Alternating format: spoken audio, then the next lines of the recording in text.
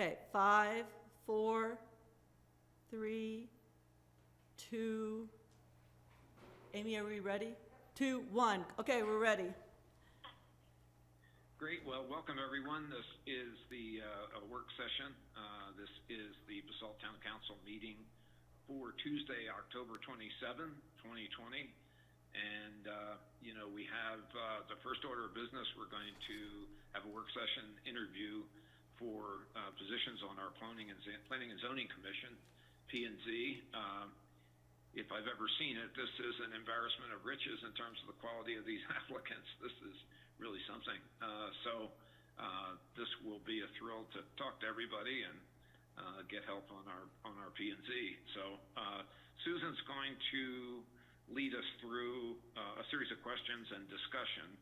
Then we have time scheduled in executive session for later in the meeting to weigh what we heard and kind of make a decision and go forward. So did I miss anything there, Susan? No, I think that's exactly the right introduction, and I think Pam was going to start us off by doing roll call. Okay. Thank you, Susan. Thanks, Bill. We'll go ahead and start roll call. Let's begin with Gary Tenenbaum. Here. Bill Infante. Here. Thank you, Bill. Glenn Drummond. Here. Thank you. David Knight. Here. Thank you. Elise Huddle. I see ya. Ryan Slack. Here. Thank you, Ryan. And Bill King. Here. Thank you. Everyone's present. Thank you, sir. So what we are going to be doing today is we're going to be interviewing 4 applicants to the Planning and Zoning Commission. And when the council appointed their boards and committees, they decided that because of the importance of the P&Z board, they wanted to bring in potential applicants and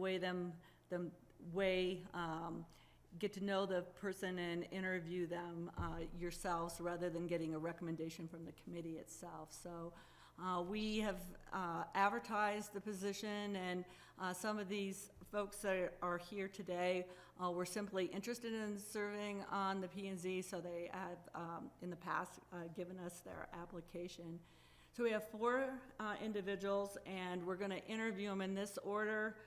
William Kennedy, Cindy Hirschfeld, Michelle Bonfils-Thibault, and Kyle Oberkater. And how we've set this up is we're going to start with Will, and when we start interviewing him, he'll turn his mic on and you'll be able to see him. And the other applicants will have their video off, and then when their turn is on, they'll turn their mic on and their video on, but they will be able to hear the responses to the other applicants. It's Zoom, so it's a little awkward, but when we thought about it, we normally have the P&Z applicants. They're either in the council room when the other applicants are being interviewed, or they're out in the lobby where we have the TV on. So we thought that was okay, even though the last folks obviously are going to be able to hear the questions and the answers of the other applicants. So I emailed you a series of questions. You're not bound by those questions. It was really to get you thinking and thinking about the type of questions that you would want to ask. So I'll start, and if you guys don't want to ask questions, I'll go ahead and go down the list and ask the questions that I prepared. And I'll start with the first one, which is just having the person tell them about themselves. So if we could start with Will Kennedy. Will, do you want to activate your video and your mic? Hello, thank you for having me. So this is Will Kennedy, and we're just going to start out with having Will tell us about himself and how long he's lived in Basalt and where he currently lives. So I've lived and worked in Basalt for 3 years now. I live on Original Road up on the hill. And why are you interested in serving on the P&Z? Well, because I spend a lot of time here. Like I said, I live, I work here, I fish, and I dine. and I want to be more involved in the community. And this is the last question I'll ask before I'll throw it out to you guys, but what skills do you think that you have, that you would be bringing to the P&Z that would help the town council in making decisions? Well, I do have a master's in business. I also taught for 3 years in a college. I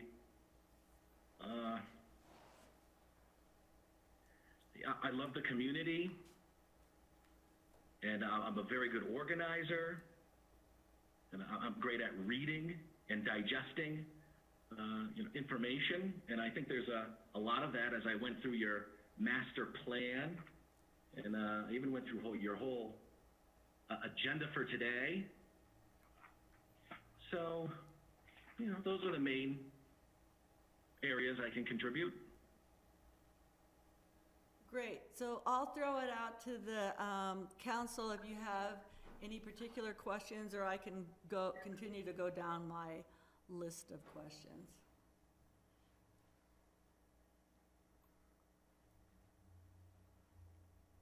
Bill, you're on. Yeah.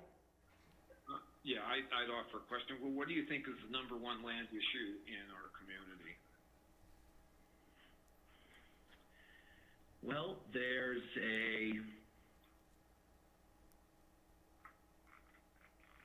I guess the plot, it's the MEYERS plot? Seems to be, is that behind it, is that by the high school?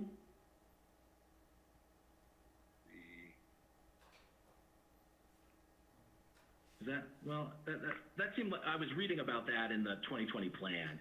I see. And although it said that they put it on hold, there seems to be a lot of potential there. For controversy, there's this storage place going up that seems to be a little bit on hold. Guess that's...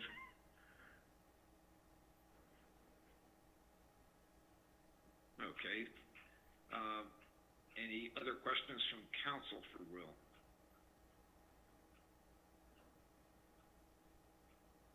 Susan, do you have more? Sure. What kind of growth, Will, do you think the town should encourage?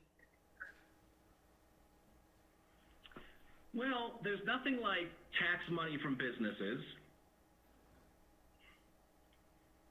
And I think Basalt collects 52% of their taxes from businesses. Is that what I saw in there?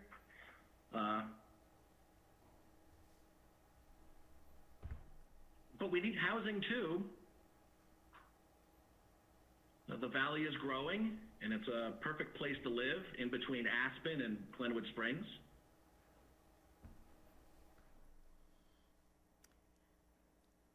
Did you participate in any of the master plan meetings that we had last year? I did not.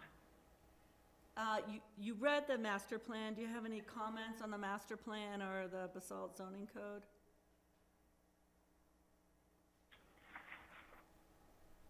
Well, I guess something that I would bring up right away is the shuttle service that people are considering. And, how much would something like that get used? Because it's a shuttle between downtown and Willits, right? I thought that was kind of interesting. It's something that I would discuss. Where are the...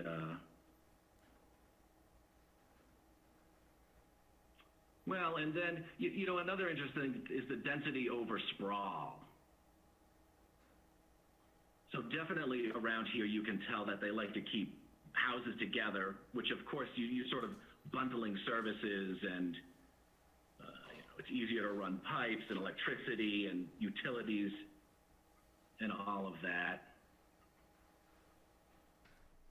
And then the constant... Willits is certainly drawing attention from old downtown Basalt and things that we could do for that.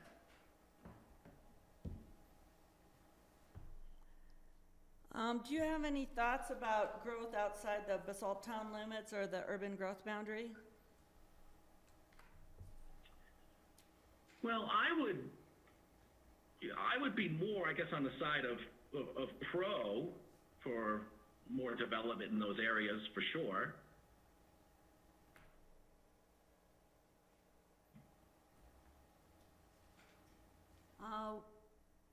Elise? I'm just curious what your thoughts are on annexation of some of the surrounding areas. Well, you know, you hate to take people's property, right? That's essentially what's happening. No, oh, sorry, then what is that?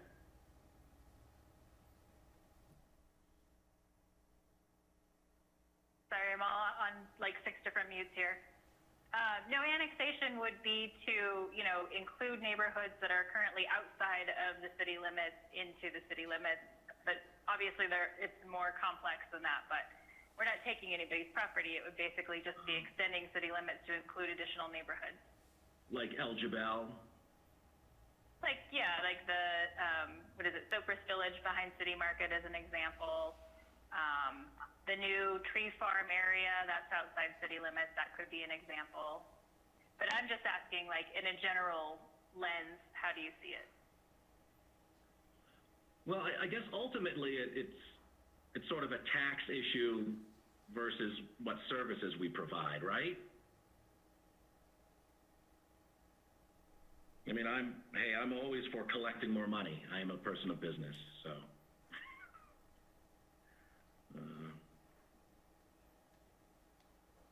Will, what do you think the valley has an affordable housing problem, and what do you think the town should do about it?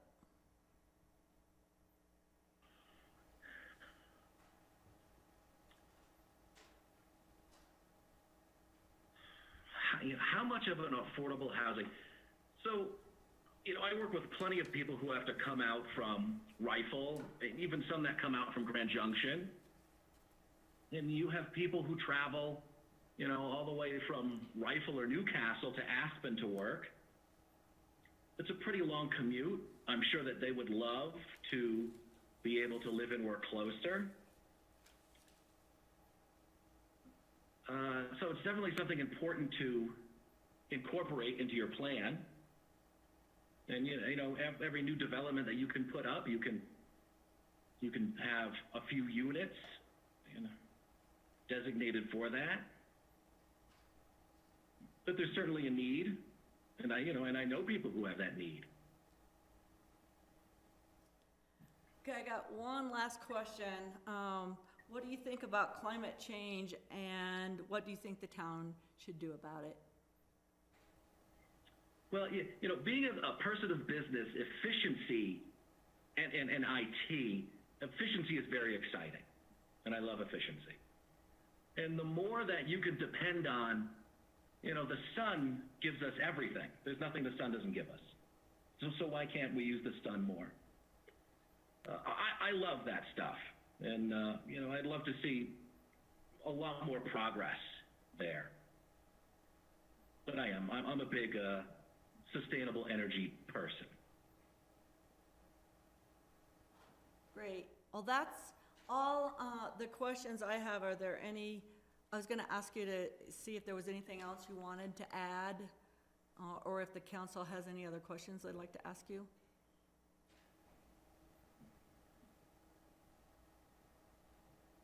Council, do you have anything else you'd like to ask Will? So, it's a good panel of questions. yeah. Thanks. Oh, I'm sorry, David, I thought you had a question. No, I was just saying, no, I don't. And Oh, I okay. appreciate the list. Okay, great. Well, I think that kind of concludes our interview, unless there's something else that you'd like to add. No, I'm all set. Thank you for having me. Great, thank you, Will. Thanks. You're welcome.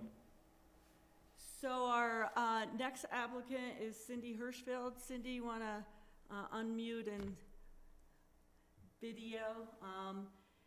So Cindy, we'll start the same. Hi. Hi. Maybe you could just tell everyone a little bit about yourself and why you're interested in serving on the P&Z. Sure. You can all hear me, right? Okay. First of all, thank you so much for having me. I know some of you and the others who I don't know, nice to meet you virtually.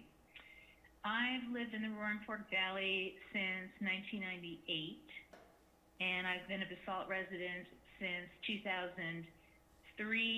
I moved down here from Aspen because I could afford to buy a townhouse in the South Side neighborhood, and then when I got married, we upgraded to a house in the same neighborhood because we love it so much. And I'm interested in P&Z. I guess a larger picture is that I've always done volunteer service in the Valley. I volunteered for a lot of nonprofits. I've served on different boards, and I've become I'd say I've become more civically involved in the last couple of years. In 2018, I got involved in the state elections, and I went to the state assembly as a Democratic delegate. And that experience really showed me how, really things get done on a local level. And gets to open my eyes to seeing that local level, that it is where if you care about your community and you want to have an input, that's where you'll have the most effect. And around that same time, I took Citizens Academy up in Aspen, which is a 9-week course where they walk you through all the different sectors of the town government and explain to you how everything works. And I found that a really interesting experience.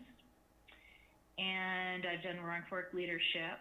And as far as now, I'm just in a position where I'm not on any other boards. I'd like to be more involved in the town of Basalt, both to learn more about how things function in the government and to be able to give back. And so I thought planning and zoning seemed like a great opportunity to do that. And if you could just add, or emphasize what skills you think you bring that would help the town council in making decisions. My profession is as a writer and editor. For the last 5 years, I've been the editor-in-chief of Aspen Sojourner magazine. Had a little hiatus the last couple months, but it's back now. And so I'm an excellent communicator with the written word. I feel like I'm a good communicator in general, and I also, like hearing other people's ideas, sharing ideas, trying to reach a consensus. So those kind of things are skills that would seem to fit well into planning and zoning. And I'll also, just as a little aside, say that when I tuned into the Planning and Zoning Committee meeting in August, I believe, when I applied, I was really surprised to see that there was only one woman on the committee. So I would like to see it increase its female representation. So this is the opportunity for Bill's question. Bill's question, what is the number one land use issue that you see in our community? I'd say in more of a big picture sense, I would say smart growth and just managing all the, growth demands on this community right now while retaining that small town character that's been identified in the master plan is something that we all value and want to retain. And on a specific level, say probably still the river park as it moves forward, especially now that the art base, doesn't seem like it will be going in there, maybe ever. So that leaves a chunk of it that is up for decision making again. Did you come to any of the master plan meetings last year? I did.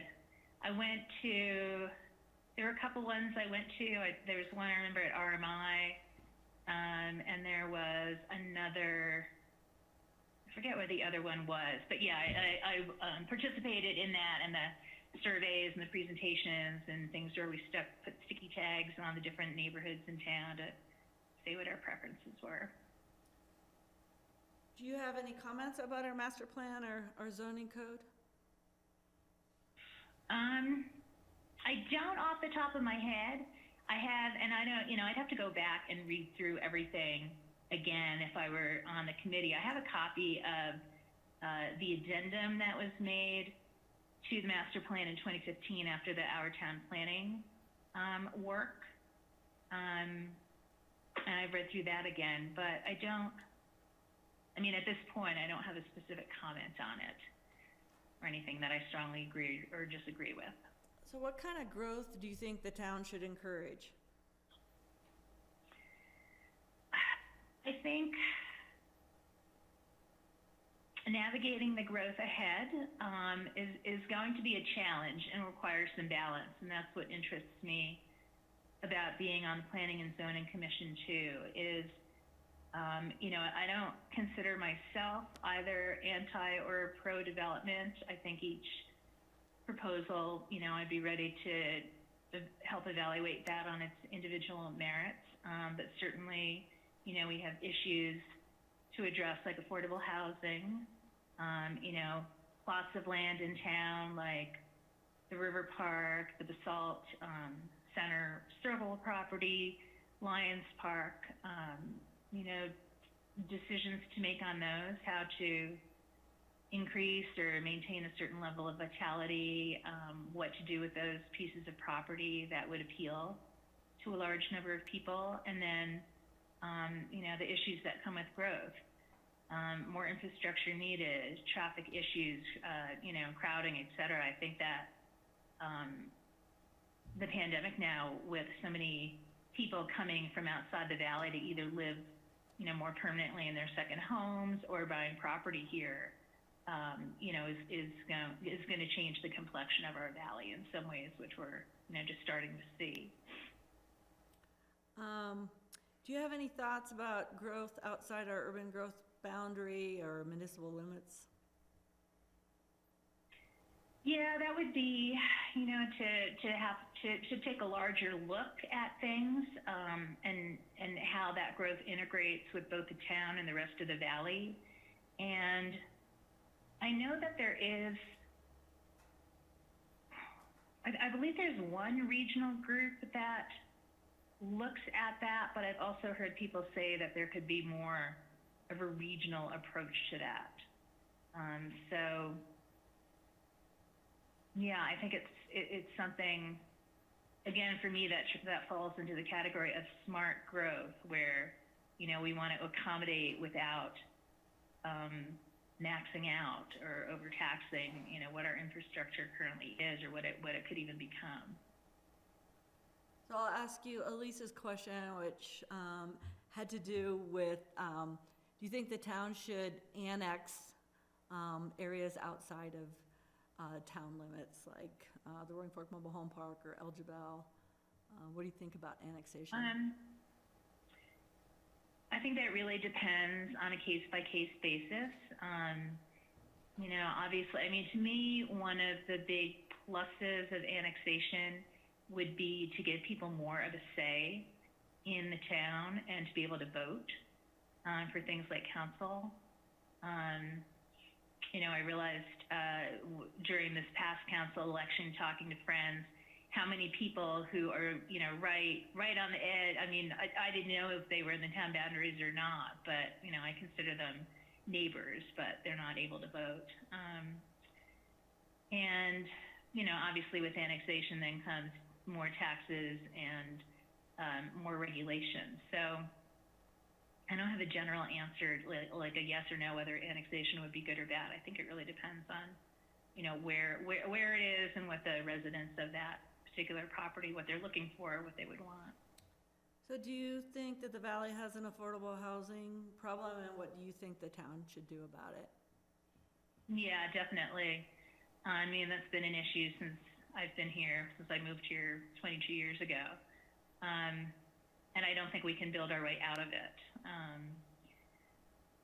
That said, I also don't think we, just give up and leave it to the free market to take care of it. I see a combination of approving affordable housing projects in places that are appropriate for it and can handle that amount of people and infrastructure. And then also, just trying to find and approve individual projects as they come up in these kind of nooks and crannies. When I tuned into the Planning and Zoning Commission that I saw a month or so ago, they were discussing a property that was over in like the Willits Design Center. And it was just a small, like maybe 4 apartments, but that kind of thing, those small projects, I think too, can help. It's not going to make a huge dent, but every little bit helps. So yes, we have a problem. No, I don't have the ultimate answer, but I agree it's something I say it's something we, certainly need to look at and consider. Okay, my last question, what do you think about climate change, and what do you think the town should do about it? Again, definitely a huge pressing issue. I think that town can probably most effectively address it in building codes and requirements. And I don't know what exactly the Basalt building code is in terms of that, but we have a incredible resource in our backyard with our Rocky Mountain Institute and the work that they're doing in resource efficiency and green building. We also have as a great example the Basalt Vista project, which is right behind where I live, which is cutting edge for its net zero resource setup. So I think, to me, those kind of construction things are probably where the town can have the biggest influence, and something that's really meaningful. I wasn't so into the idea of like the veggie town council dinners or something. That to me seemed more like a virtue signaling. Well, that was actually, I think, my last question. Is there anything else the council would like to follow up on? Hearing none, is there anything else, Cindy, you'd like to add?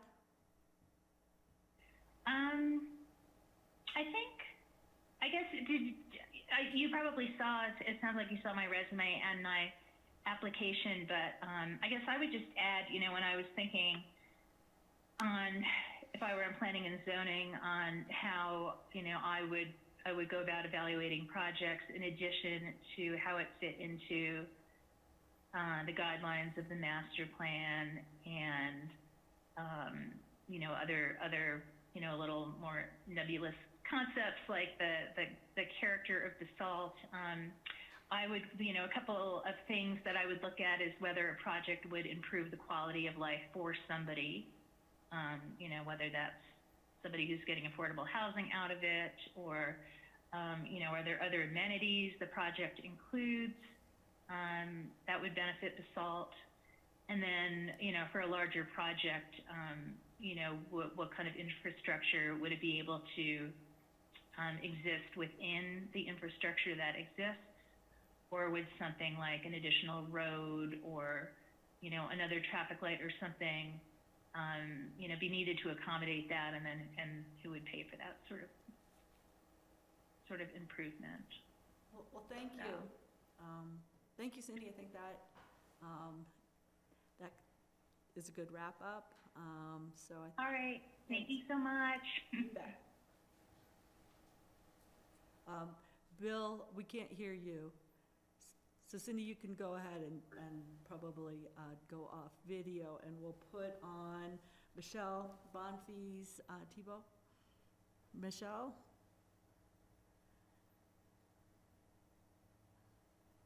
Go. Good evening. You guys have a long meeting ahead of you. I'm Michelle Bonfils-Thibault. I've been in Basalt for 15 years, but I've been in the Valley since the 80s. I remember when Highway 82 ran right through downtown Basalt, right past the 7-Eleven. Then I've seen the Valley change, obviously, a lot since those days to today.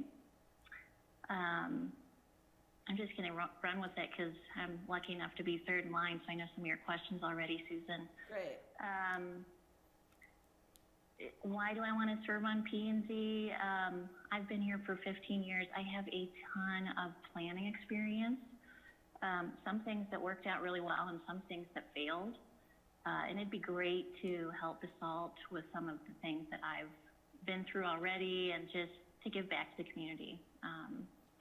I'm a land use planner. I've done a lot of affordable housing development for the city of Aspen. I've also worked in crazy places like Los Angeles doing real estate development there, and that's exciting as well, in a weird, different way. That was a long time ago.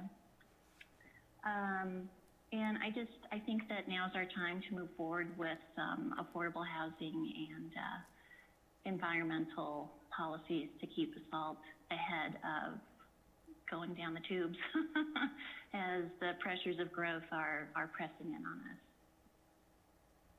So I'll let you then continue on with Mayor Kane's question about what you think is the #1 land use issue in our community. Yeah, I think the #1 land use issue in our community is affordable housing.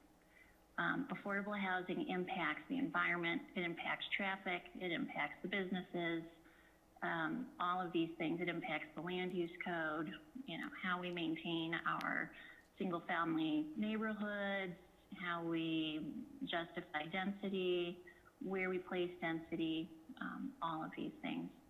If people live here, people support the businesses and back and forth. Did you participate in the master plan meetings that we had last year? I did, but mostly in a virtual way, in all honesty.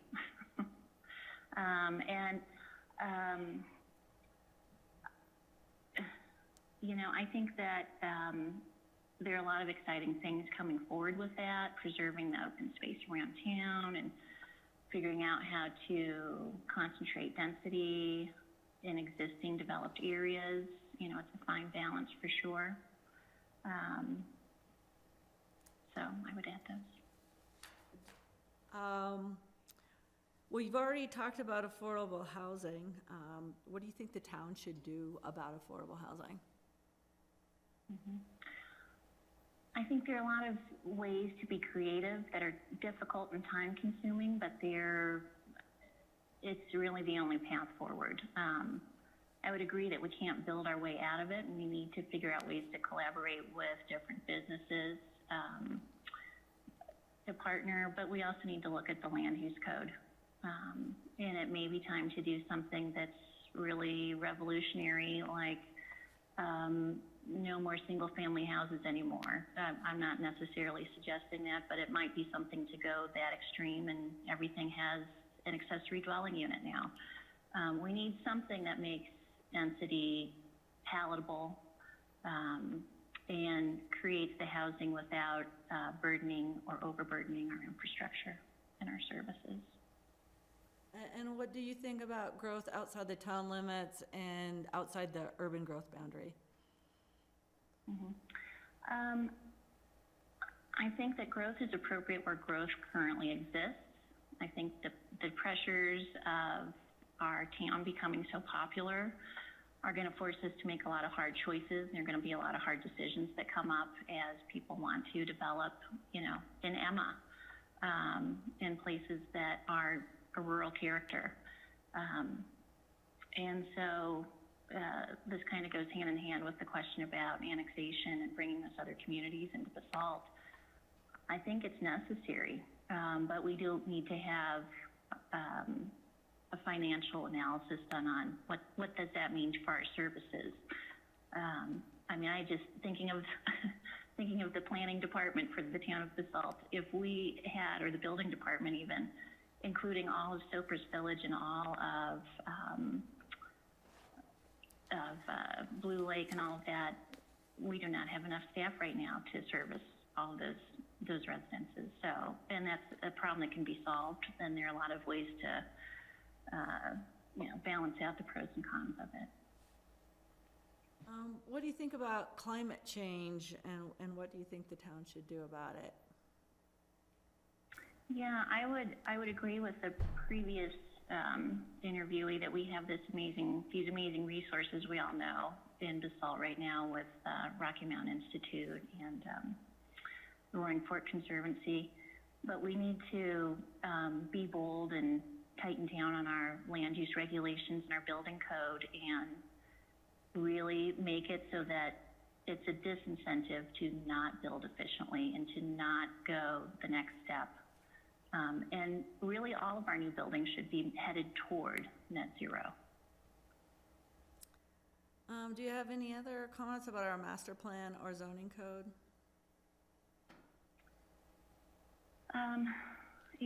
I honestly, I just read today that one of the goals is to make sure that the building code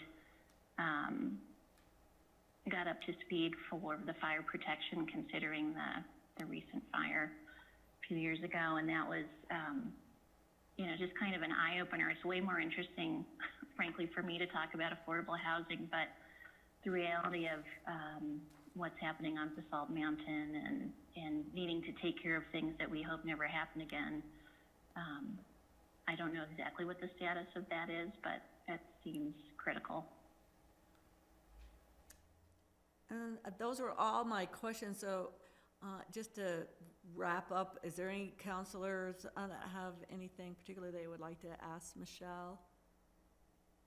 And seeing none, Michelle, is there anything else that you would like to add?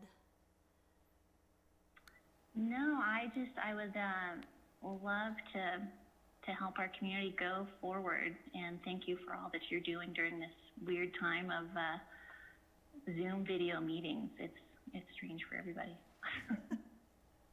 Thank you, Michelle. Thanks. Thanks, everybody. Thanks, Michelle.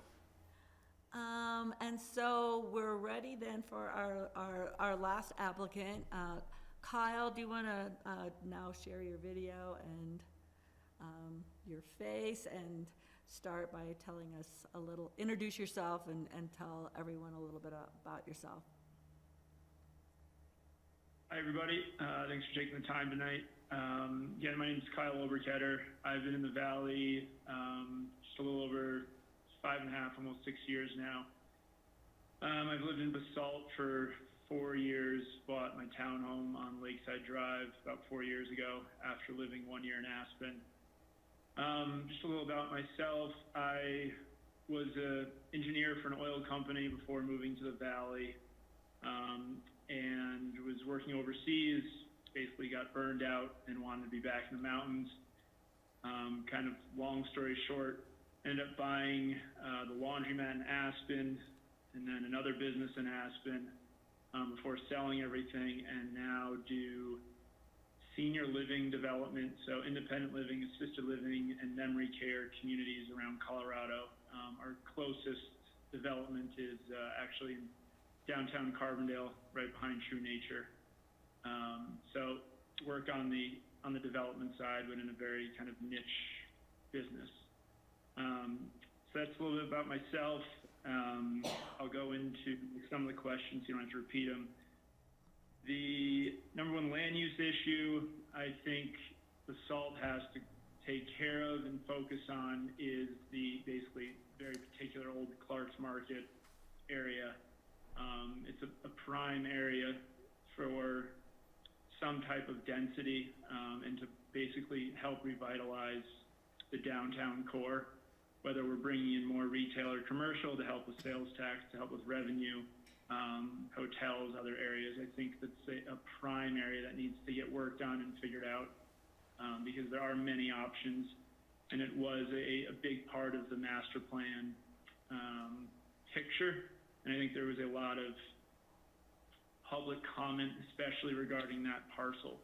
So I think anything that we try to do there will take quite a long time to find the right team together that'll kind of figure out what they want to do there and how that can be accomplished, and include some type of affordable housing, but also a big piece to bring in enough tax dollars to keep the town going. In regards to affordable housing, I think it's a catch-22 in strictly relation to planning and zoning and building.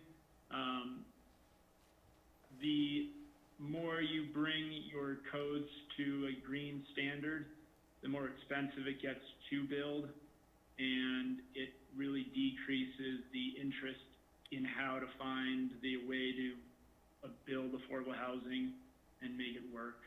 So I think we have to be very careful about just pushing the green initiative, which may not allow for affordable housing to happen in the right way. But it needs to happen in some regards, and I think it needs to be pinpointed on what the goal of the community is, whether it's for basically families or for more of the individuals and younger crowd that are looking to find a place, because that definitely changes the type of affordable housing you're doing.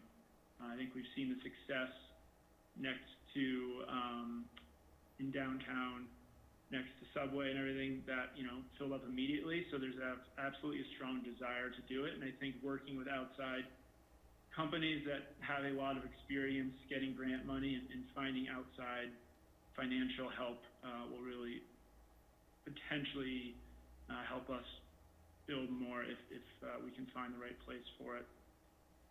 In regards to annexation, I think the only way to have the full community have a voice is to continue that growth, but also, as other applicants have said, we need to be careful that city government can handle bringing more stress onto our government. So as long as it's done in a professional fashion, I think it's a thing we need to do, especially with all of the big projects that are approved, including the tree farm and some other areas. That if we don't look at that, we may lose the chance to have our input. In regards to climate change, kind of spoke about that already, but it is a major thing we need to look at. I think there needs to be a big push or concentration on the amount of traffic moving up and down the valley and how that can really be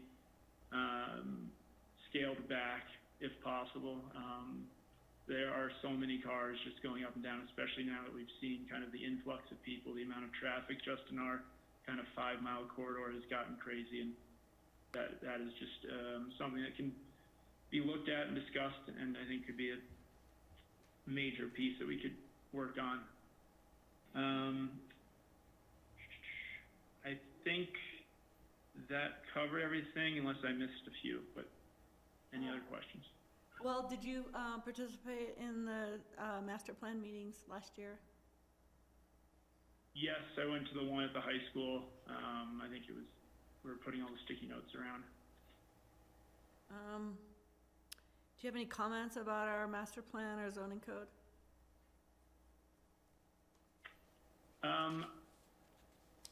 I think it's amazing to see what we've been able to create with the master plan. I think finding and putting into action a number of these initiatives is going to be very key and take a lot of work.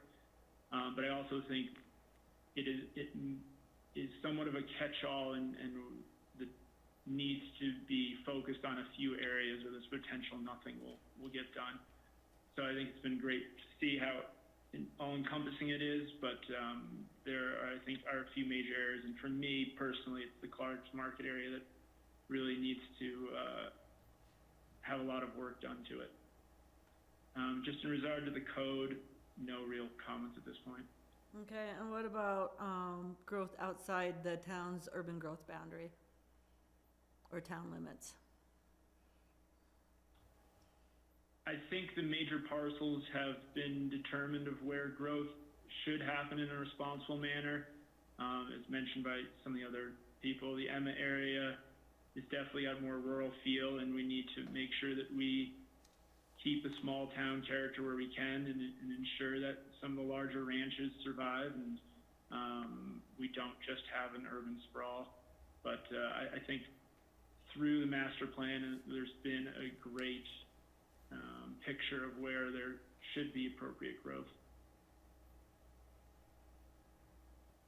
So I think you actually covered all of the questions. Counselors, do you have any questions for Kyle? Kyle, do you have any other wrap-up comments? You didn't really speak to the skills that you thought that you would bring to the board. So in regards to skills, I've been a small business owner in the Valley, along with working on the development side. So I know what it takes to put together a good team, but also having the team that requires, I think, for me, is kind of a listen first mentality before reacting or commenting on anything. So just for me, it's very important to understand what other people are thinking and then take those comments and really do taking a critical approach to how to move forward. Okay. Well, thank you. I think that is a good wrap up. And so we've interviewed now all 4 members of the P&Z, Mayor Kane, and we're going to talk about the appointments later in the meeting in executive session. So is there anything else that anybody, Mayor, you would like to add or anything before we close off? No, just thank all the applicants, excellent people, and we're gonna have some tough choosing here. We've got some really qualified folks, and quite encouraging to see the interest and enthusiasm and support for the community. So we thank everybody. Well, thank you all. Thanks. So we can go ahead and end the work session, and we have like 9 minutes now before the actual meeting starts, so we can take a little bit of a recess and then begin again at 6 o'clock then. Great. All right, thanks. See everybody in 9 minutes.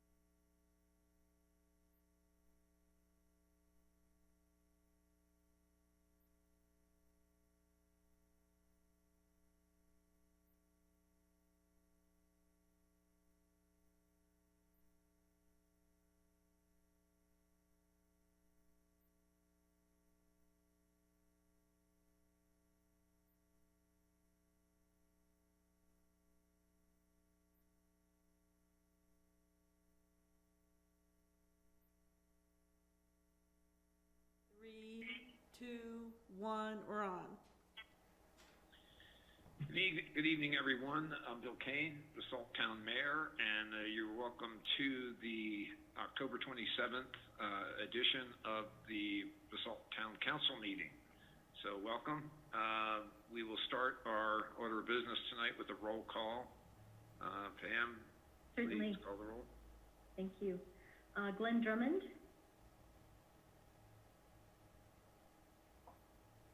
Here. Thank you, Glenn. David Knight? Here. Thank you, David. Elise Hoddle? Present? Thank you, Elise. Gary Tenenbaum? Here. Thank you, Gary. Bill Infante? Here. Thank you, Bill. Ryan Slack? Here. Thank you. And Mayor Kane? Here. Thank you. So we've called the roll. Our first order of business tonight is to approve our consent agenda. There are 2 public hearing continuations on the consent agenda as well as minutes. I believe, Ryan, do you want to comment on the school choice week? I think we're not ready for that. I think that may be coming. Yeah, we wanted to go ahead and pull that one off.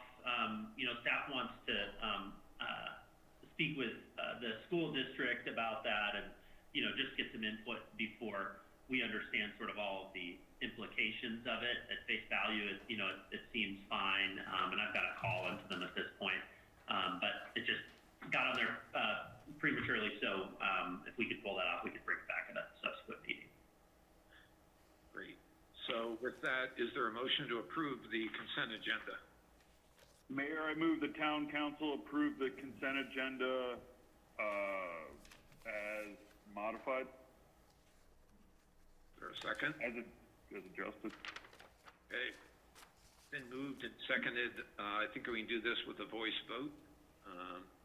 So all those in favor, please signify by saying aye. Aye. I'm sorry, Mr. Mayor, sorry to interrupt, but we should do this by a roll call vote. Continuing an ordinance is. I'm only wrong roughly 100% of the time on these. So, I'm right there with you, Bill. Yeah. Okay, Pam. Okay, all right. Let's begin with Bill Infante. Yes, approved. Thank you. Ryan Slack? Yes. Thank you. Elise Hoddle? Yes. Thank you. Gary Tenenbaum? Yes. Thank you. Glenn Drummond? Yes. Thank you. David Knight? Yes. And Bill Kane? Yes. Thank you all. Motion carries. Okay, that concludes our consent agenda. Our next.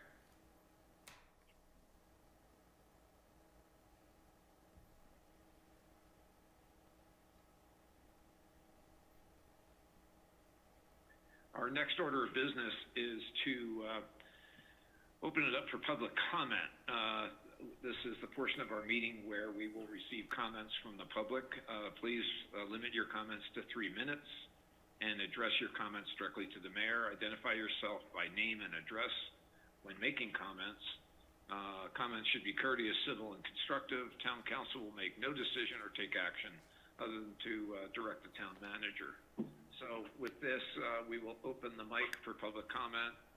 Susan, why don't you keep an eye to see if we have interested public.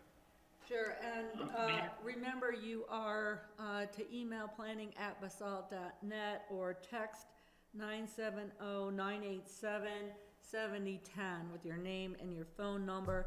And I've started the clock for a minute and a half, and we did get a couple requests to talk, but they're during one of the public hearing items on the agenda. So during Scott's Mill, we'll call them.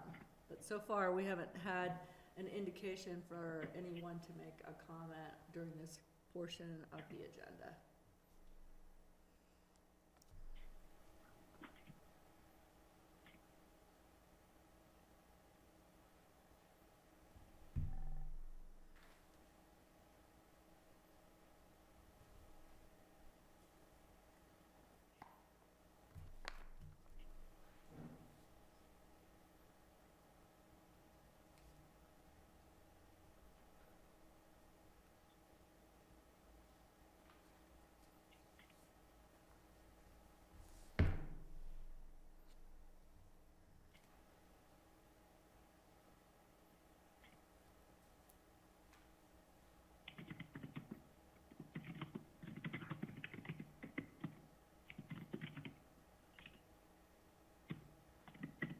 So we're good. I didn't receive any emails, and we didn't receive any text messages that anyone wanted to speak during this time on the agenda.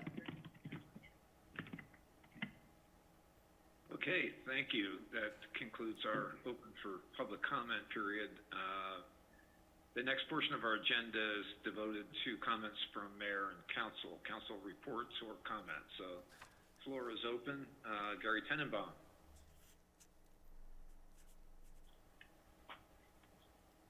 Hello all. Hey, I got a question about the council coffee things. You know, one of the things I thought we were supposed to do with the council coffees was really have a chance to talk among council people.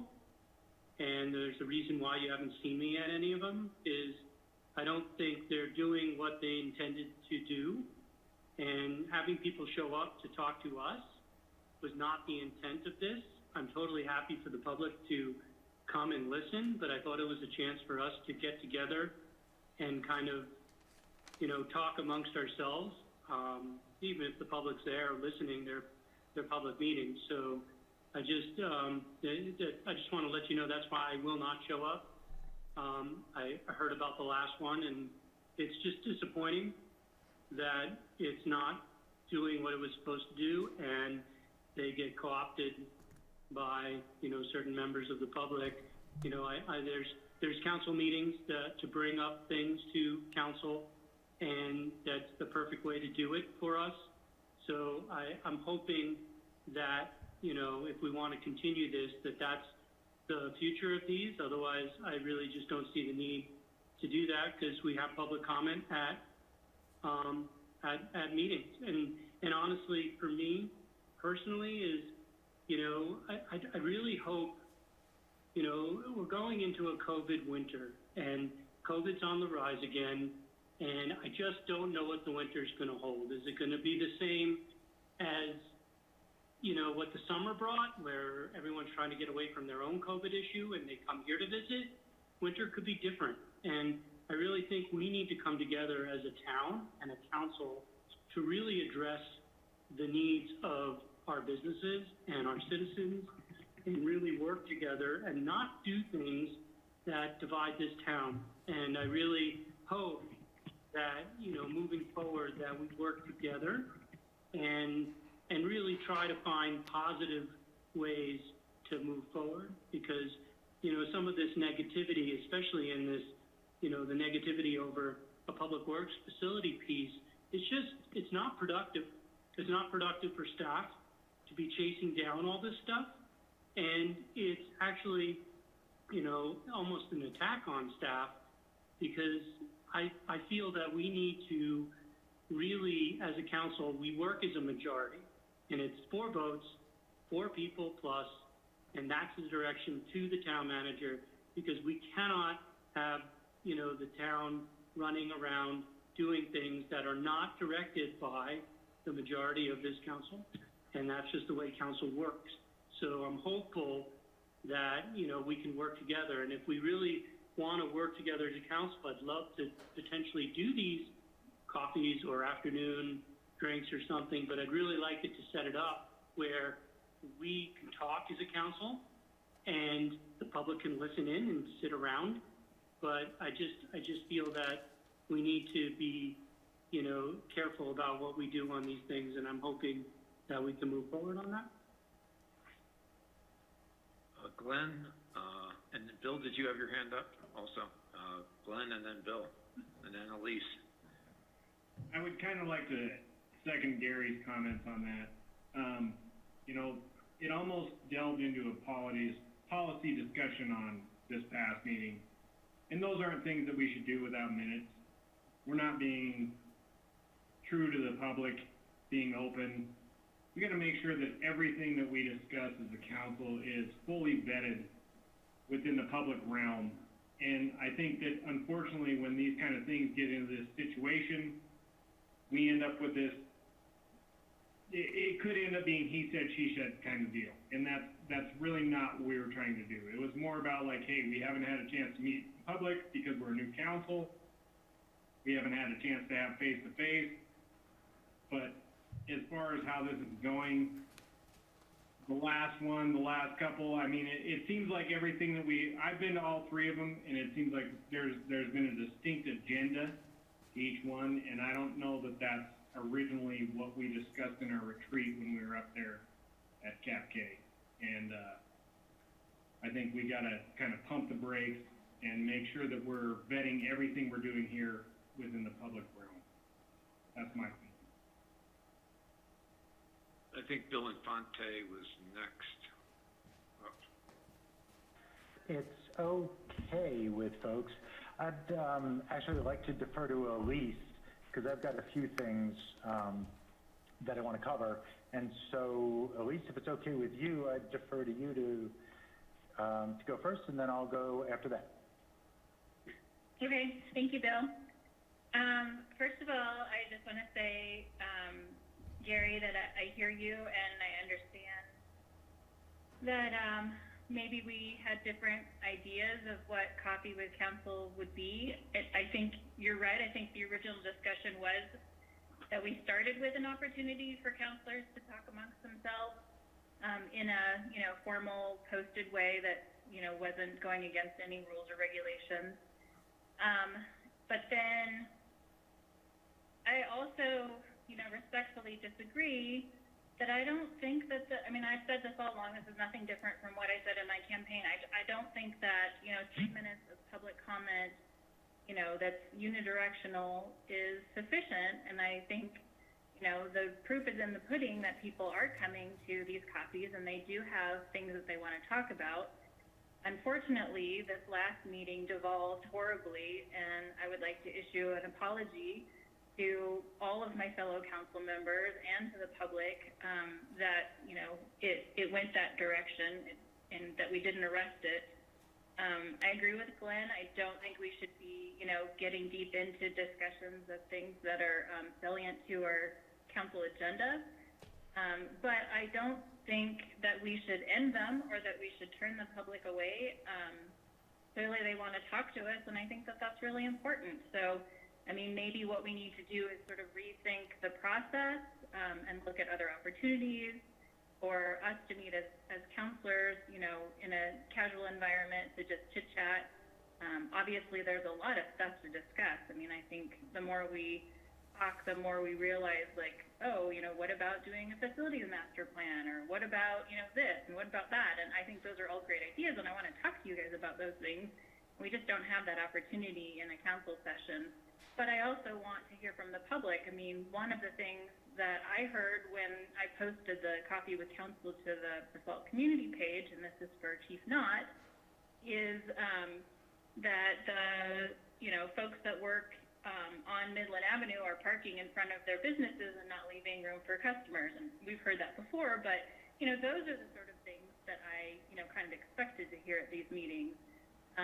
And those are the sorts of things that we want to hear, because those are the things that we can pass along and we can take action on. So my 2 cents is we don't give up on Coffee with Council, but maybe we rethink how we do it and whether or not we need a separate venue for just, a listening session for the public and a conversation session for council.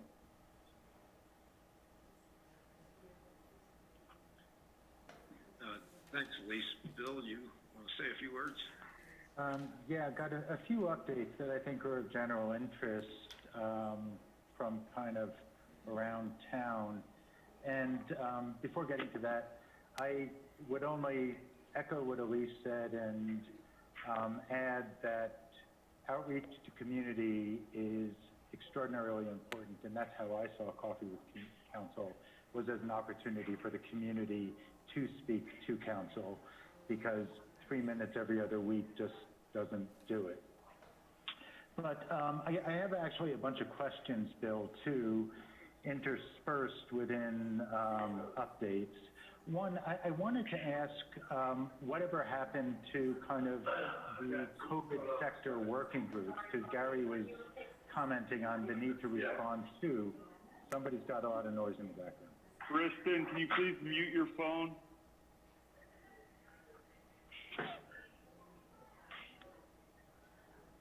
Gary, Can we please mute Kristen's phone? Kristen, yeah. please. Somebody intervene.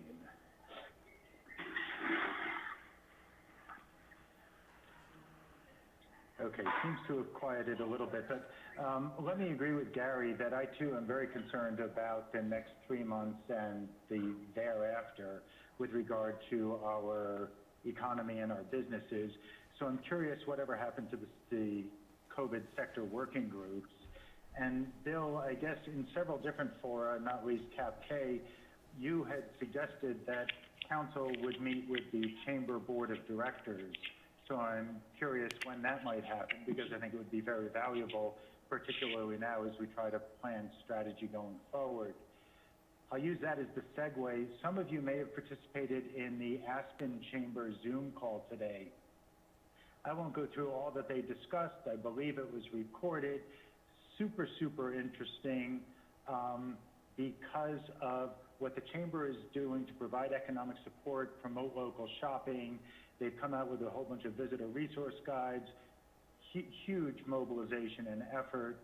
The upshot, however, for them is that they are suffering in ways that we are not. They're pretty much down on tax revenues, both from sales and lodging, and so we're going to have to cut.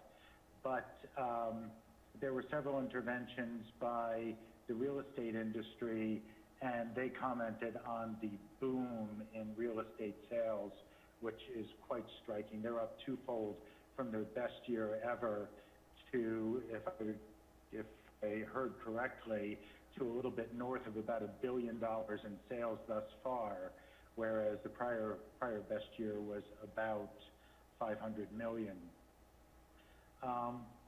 Had another question too, since a couple folks mentioned CAPK, did we ever get the minutes and the conclusions from that retreat?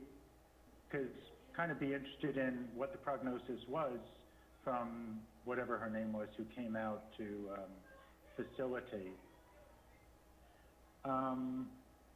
Bill, you want to talk about Sheldon, or you want me to just say anything? Sure. Why don't you hit it, and then I'll fill in if there's any, Okay. At one of the Coffee with Councils, Bill and I were joined, or we joined, some community members, and one of them, Michaela from one of the Aspen Youth Centers, facilitated a meeting for Bill and me with Sheldon Wolitsky. Sheldon Wolitsky is the IT entrepreneur who settled in Missouri Heights and is interested to invest in a Mid-Valley Rec Center. Incredibly productive meeting from my perspective. We talked about the general framework, and we can go into greater detail at a later time, but I think Bill and I were together in offering our support in communicating the advantages and the support of the town to county and other municipal officials up and down the valley, so that we produce something that is truly significant for the whole of the Rolling Fork Valley. Shelton property, update on that. We had discussed the Hoagland property quite a bit. Elise and I went out and walked it, and in as much as there are a lot of very compelling assets, the greatest disadvantage the site has is this non-zoning, or whatever the technical term of art is. And according to Mike, from what we were informed, it would take between 3 and 4 years to get this rezoned for the purposes that we want, and that, frankly, is a deal killer for the short-term interest that we have in identifying a maintenance site. But it's still very interesting, and as I commented to Bill today, it has extensive water rights, which, if the town of Basalt is looking to preserve water quantity for the future, this may be something that we want to discuss from the perspective of water quantity protection. And David, from your seat on Rolling Fork Conservancy, perhaps this is something that offers an opportunity to partner with one of our great institutions. Ryan circulated the 1015 memo that I had sent to Bill and Ryan Mahoney with a bunch of questions.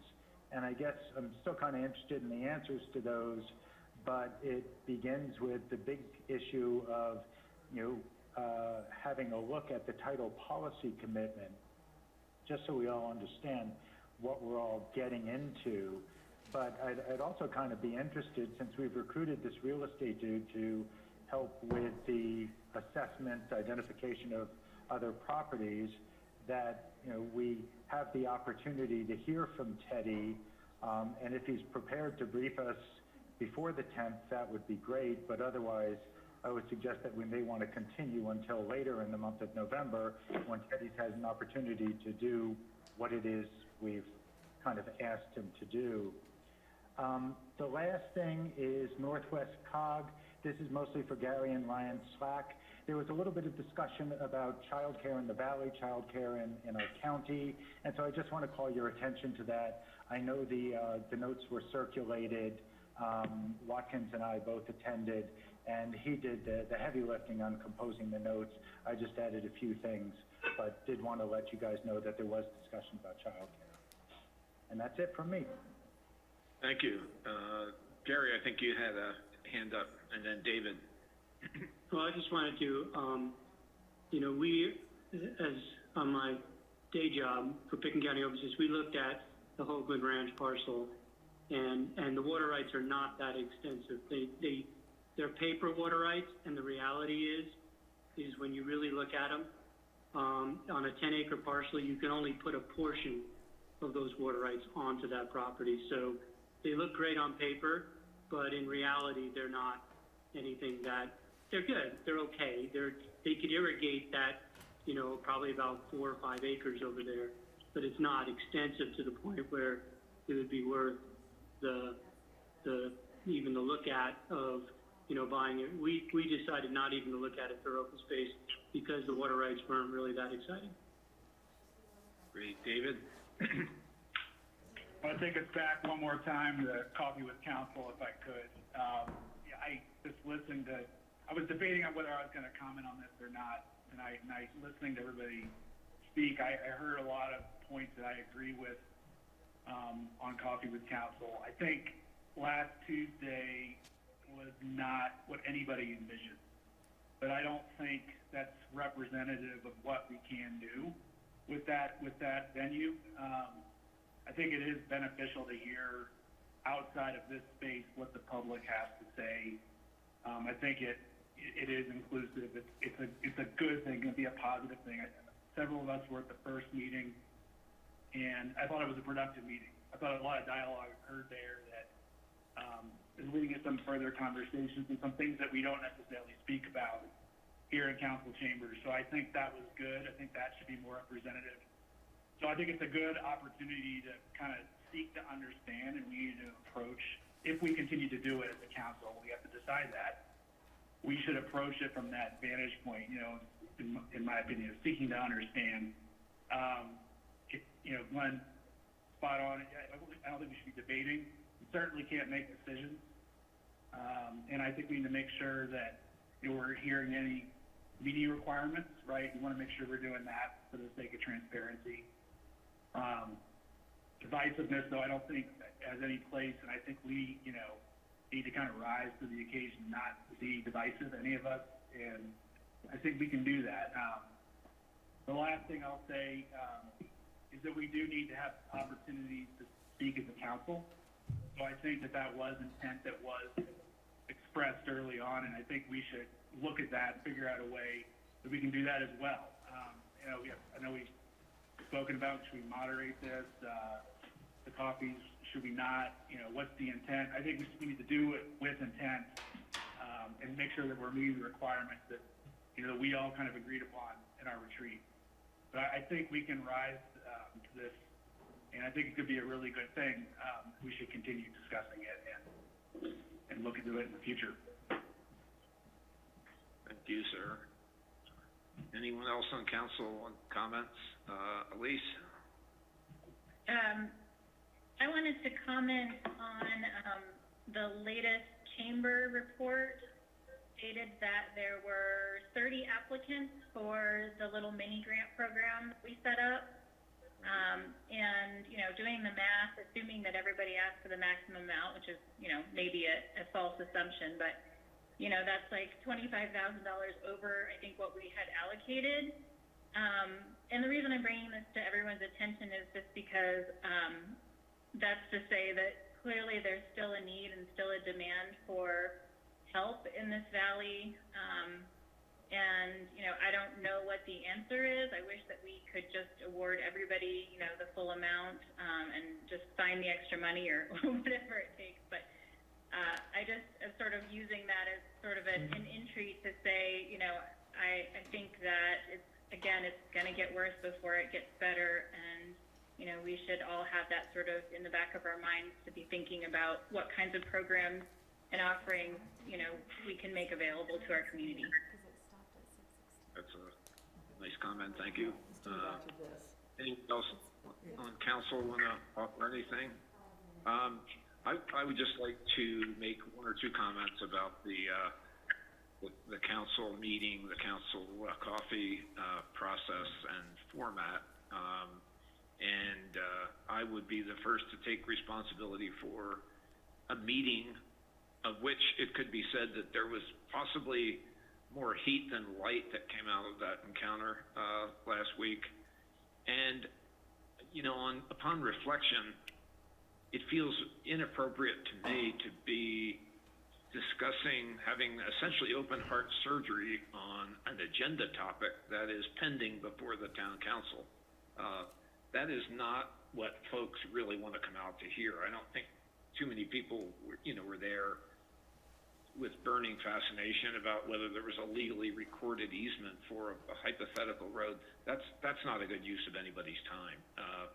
We should be talking to one another about what the big issues in the community are, how we're going to get through the winter, what are the restaurants going to do, what's the employment outlook look like, how are we doing with sales tax, do you guys have money set aside?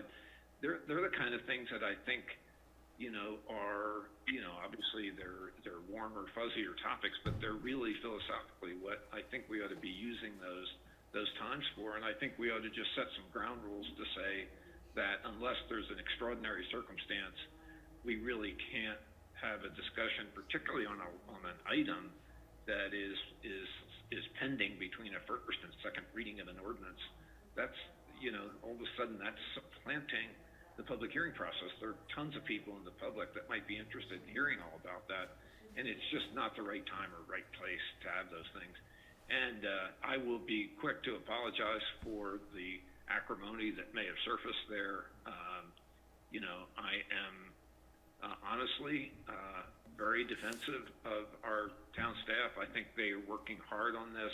I think they have unearthed a number of due diligence items that are pretty stern and are going to be met before this council's going to want to support this going forward with this project. And so I just got obviously a little bit defensive. I think if we can manage this agenda and use it for really kind of visioning conversations about our community and how we can support one another and how we go forward, that's a hell of a good use of time. But I'm going to be very discouraging about using those coffees for getting in the entrails of our council agenda on a week-to-week basis. That's just not a great use of the time. So that's all I would say to that. The other short comment I would make is the chief is on with us, and we had a small, but I felt kind of significant little award last week for two of our officers who really went beyond the call and showed not only courage, but unbelievable smarts and efficiency and saved a couple lives. Travis and Bo did an outstanding job, and I'm, on behalf of all the council, I know we're really proud of our department with those guys out there. So, Chief, congratulations and thanks to your guys. Make sure they know it. So, it was really good. Anybody else? Susan, you gonna shut us down here? Yeah, sorry for the distraction if that was distracting, but we got some notice from our public that we're not connected to Grassroots. So what we have decided to do is we're first going to take and have Amy at Grassroots do a hard boot on the Grassroots system. So we need to take like a 5-minute break and everybody can stay on Zoom. And then if we can't get connected, Then we'll try a different technique, but we're gonna try that first. But that's actually really pretty important for us to do for our public hearings tonight, so, if we could if we could take a 5-minute break starting at Let's 6. take 5, and it is, will be resumed at 4:15. Thank you. Thank you, guys. How long were we down, if I could ask? What? 15. She thinks 15 Yeah. minutes. About 15 minutes, and it's been recording on Zoom, so it'll be rebroadcast, and it'll also be on YouTube, all of the comments and all. We just weren't going live out to television land. It'll be a great relief to the public to know that my comments weren't audible, so that's a break. Technology, gotta love it. And also, Should we blame this on you, David, somehow, just because you work in information technology? Yeah, we need my team man here.